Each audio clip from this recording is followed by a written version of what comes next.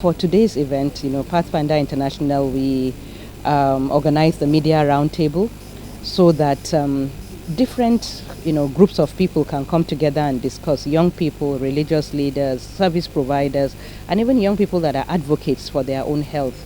Most importantly, also the media that are going to also be important in disseminating appropriate information. So I think first of all, for me, I always say that the reality is there. And what we want to believe in is in another thing.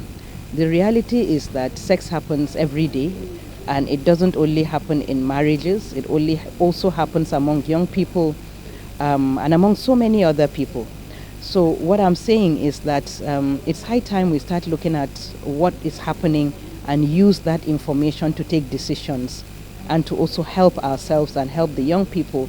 As you all know, Pathfinder's mission is to ensure that every individual, is able to exercise their reproductive health rights.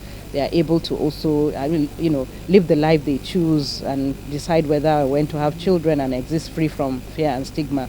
So I think for me, it's important that we look at the realities.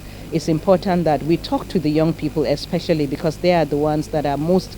We have the highest population of young people in out of many countries in the world. And we know that young people are very sexually active, some even as young as 10, 11, 12. And then there's also the issue of, gender-based violence and all. So our young people have to know, they have to be aware, whether we want it or not and whether we agree with it or not. It's not fair for us not to tell them what the correct information is.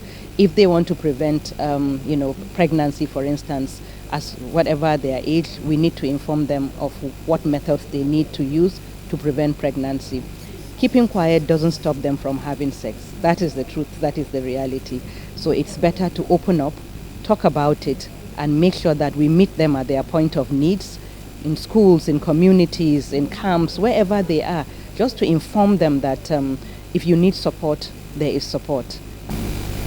So contraceptives are provided in all public health facilities free of charge, actually.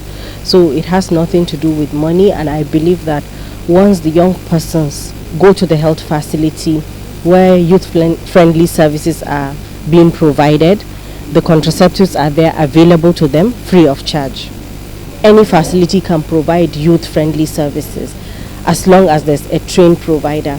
But there are other facilities that are specifically termed youth-friendly centers because there's a corner that ensures that the young people, access services in a private, and to ensure confidentiality, just to encourage them to come and access the services, because they know there is less likelihood of the provider bias, and there's the more likelihood that they will be listened to.